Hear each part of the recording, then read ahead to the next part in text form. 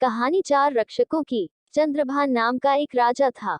उनका जो राज्य था बड़ा ही समृद्ध था। राज्य की प्रजा प्रसन्न और संतुष्ट थी। उनका राज्य दिन दुगनी रात चौगुनी उन्नति कर रहा था। किसी तरह का कोई झगड़ा उस राज्य में नहीं होता था। सब मिलजुल कर हंसी खुशी से रहते थे। इस बड़े राज्य के बिल्कुल पड़ोस में एक छोटा राज्य था, जहां कृष्णदेवराय नाम का राजा राज्य करता था। इस राज्य में आए दिन प्रजा के बीच क्लेश होते रहते थे। कोई भी इस राज्य में संतुष्ट नहीं था, यहाँ तक कि खुद राजा भी हमेशा चिंतित रहता था। कृष्णदेवराय अपने राज्य के हालत बदलना चाहता था। उसे अपने पड़ोसी राज्य के अच्छे हालात के बारे में पता था, इसलिए वो चंद्रभान से मिलकर उनकी खुशहाली का कारण जानना चाहता था। एक बार चंद्रभान से कृष्णदेवराय की मुलाकात तय हुई। चंद्रभान ने कृष्णदेव राय का स्वागत दिल खोलकर किया। भोजन करने के बाद चंद्रभान कृष्णदेवराय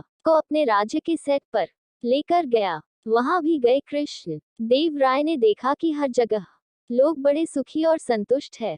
कृष्णदेव राय चंद्रभान की प्रशंसा करते हुए कहा, ये तो मानना पड़ेगा, क्या आपने अपनी प्रजा को बड़े सुख में रखा है और उनके बीच शायद कभी झगड़े होते भी हो गया नहीं। मेरा राज्य छोटा है, फिर भी आए दिन मेरी प्रजा में झगड़ा होता रहता है। मुझे समझ नहीं आता कि मैं क्या करूं जिससे मेरी प्रजा भी आपके राज्य की प्रजा की तरह सुखी और खुशहाल हो जाए। प्रशंसा करते हुए कहा, ये तो और बोला, मानना पड़ेगा, क्या आपने प्रजा खुशहाल तो बड़े सुख में रखा है और उनके बीच शायद वजह कभी झगड़े पाया है हो गया। कृष्णदेव राय आश्चर्य, मेरा राज्य छोटा है, बोला, आप क्या कह आए दिन मेरी प्रजा में मेरे पास झगड़ा होता रहता है, पूरी फौज है, और आप कह रहे हो कि आपके चार रक्षकों की वजह से आपका राज्य इतना सुखी है, ये कैसे हो सकता है?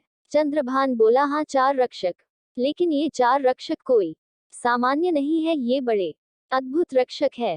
चलो मैं तुम्हें इन चार रक्षकों के बारे में बताता हूँ। मेरा पहला रक्षक है सत्य रक्षक। मुझे झूठ बोलने से रोकता है, इसलिए मेरे प्रजा में विश्वास बना रहता है कि राजा जो हमेशा सत्य बोलता है वह किसी का बुरा या असत्य नहीं करेगा। मेरा दूसरा रक्षक है प्रेम। यह रक्षक मुझे अपने प्रजा से घृणा करने से रोकता है, जिससे मैं मेरी प्रजा का दिल जीत पाता हूँ। कृष्णदेवराय उत्साहित होकर बोला, और तीसरा रक्षक कौन है? मेरा तीसरा रक्षक है त्याग। इसी रक्षक के बदौलत में मैं लालच का त्याग करके अपने प्रजा का हित हमेशा सोच सकता हूँ। हर राजा के पास ये रक्षक होना चाहिए, जिससे वह स्वार्थी ना होकर प्रजा की भलाई के बारे में पहले सोचे। जो राजा स्वार्थी होता है वह हमेशा अपने खजाने को भरने की फिराक में रहता है, उसे अपनी प्रजा की कोई पड़ी नहीं होती। आखिरी और चौथा रक्षक है न्याय। जब प्रजा को एक राजा पर ये भरोसा हो जाए कि राजा किसी के साथ अन्याय नहीं होने देते, तब प्रजा खुद भी न्याय संगत व्यवहार करने लगती है। इस तरह मेरे ये चार रक्षक मेरे पूरे राज्य को खुशहाल बनाए रखते हैं। कृष्णदेवराय को अब अच्छे से समझ में आ गया कि उसे अपने राज्य की परिस्थिति बदलने के लिए क्या करना होगा। उसने चंद्रभान को आभार प्रकट किया और प्रसन्न मन से अपने राज्य लौट गया। कहानी की सीख, दोस्तों, ये चार रक्षक सिर्फ किसी राज्य को ही खुशहाल बना सकते हैं ऐसा नहीं है, बल्कि ये किसी परिवार, संगठन, गांव, कंपनी को भी खुशहाल बना सकते हैं। इसलिए अपने जीवन में सत्य, प्रेम, त्याग और न्याय को साथ लेकर आगे बढ़े।